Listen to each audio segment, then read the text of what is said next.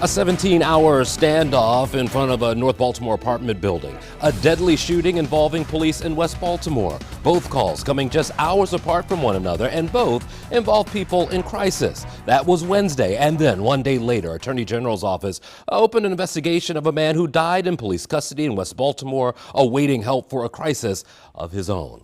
Hi everyone, I'm Jason Newton. Welcome to 11 TV Hill. Baltimore Police told 11 News in some cases the department experiences these types of behavioral calls daily. Oftentimes, police are the first called to these scenes. Now, back in 2021, Baltimore City shifted its way of having its officers handling mental health calls. The city began diverting its 911 calls to a hotline crisis.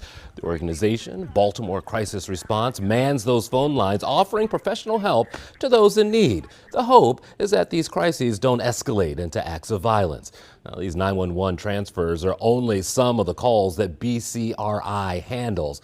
Teams also staff the 24/7 988 crisis line. And joining us this morning from Baltimore Crisis Response is Tina Fields. She is the Director of Crisis Systems and Operations. Good to see you. Good morning. We spoke a little bit. There is a large list of things that people could be calling you for, and we kind of forget. And one we talked about, like economic crisis. I mean, it is a true crisis when you think about the stress you go through. It is, absolutely. And people, crisis is self-defined because lots of things can make you feel like you're in crisis. It could be that you're experiencing symptoms of mental illness. You could be really depressed, really anxious, but it could also be that you lost your job, or you're fighting with your family, or you're facing eviction, or things like that, or you don't have enough food in your refrigerator. So people can call us about any of that stuff because it's upsetting. It is a crisis for a lot of people. For that internal thermometer, like when does it set something off when I think I need to call Tina, I need to dial 988? What do you think? And people can call us for anything, and I mean, we are there for everything. So if people do need resources, if they don't have food in their refrigerator, we can help get them connected to a pantry, to food stamps or things like that. But then if people are lonely, they can call us. Just having that connection is huge. Like, that helps us not get into further crisis, being able to connect with somebody. If people are awake at 4 a.m. and really need to talk, we're there for that because we're 24/7. So people can call us for anything, and we want to talk to people before they're in big crisis. But of course, we talk to people who are experiencing big, significant crisis every day. So people who are having thoughts of suicide or are thinking about using more substances or things like that, we can talk to them and help kind of safety plan and talk it through, find out what's going on in their life that's brought them to this point, help them build a plan, build an action plan, help them make plans to stay safe, and connect them to resources that'll help them stay safe after the call ends. So that's the person who knows themselves on the inside. What about the person that lives with that person or works with them? Are there things that should touch off a thought in my mind that maybe this is an idea that maybe he or she should be calling 988, or I could call for them? Yeah, absolutely. And we have a lot of family members, of friends, of coworkers who do call 988 for that kind of stuff, that they're seeing something in somebody they care about that's different or concerning. So they can call us and talk that through. So if they're seeing things like their person is isolating, they're not coming out as much, they're not getting out of bed, they're not eating, they're acting differently, then talk to your person or give us a call and we can help you talk to that person. We can talk to them with you, we can tell you what to say, we can tell you what to look for, we can tell you warning signs.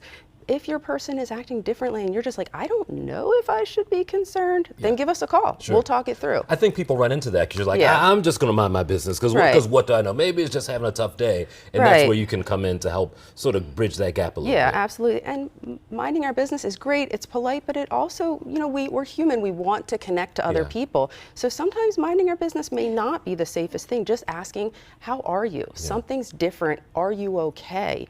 Can really help build connection, can help stave off loneliness, which can lead to more challenges, and can in fact save a life. To be able to rebuild that, just asking, are you okay? Something's wrong. I know that something's going on with you. I just want to check on you. I care. Why don't we call 988 together? Yeah, I scribbled down some of the things on your website: suicide, stress, depression, anxiety, loneliness, drug and alcohol, economic. All of these things fall under the umbrella. And you're making a push to do it a little differently soon. You'll do the calls, but text and chat will become something in the future. Or is that happening now already? Well, it is happening now at 2 centers in Maryland, but BCRI is about to start text and chat next Wednesday. On July 1st, we go live with it, which is a really great resource, especially for young people who may, my kids don't call me. They text me, text you, right? They FaceTime me. Like they're used to talking with their thumb. So it's a really great option for young people or for people that just don't have the energy to talk on the phone or just don't want to. It's a good option that they can just pick up their phone and text 988 and write start, and they can get connected with a trained counselor like me, like the folks that I work with who have extensive training in all the things that our folks can contact us about. About 30 seconds left. How proud of this organization are you to just know that people by the hundreds are actually calling and They trusting really in you? It's amazing. I am so honored to do this work, and I am always just amazed at the people that call us, that they are so brave, that they are in the middle of a crisis, they're in the middle of sometimes their worst day, and they pick up the phone and they're willing to trust a stranger with with their worst day. And the people that I work with are so skilled and so compassionate and just so good at listening and helping people move to a place of safety, helping people move to a place where they can get off the phone and start to feel like they're resolving their crisis, start to feel like they can stay safe, that they can connect with people, that they can get resources to help them move out of that crisis. It really is an honor to do this work.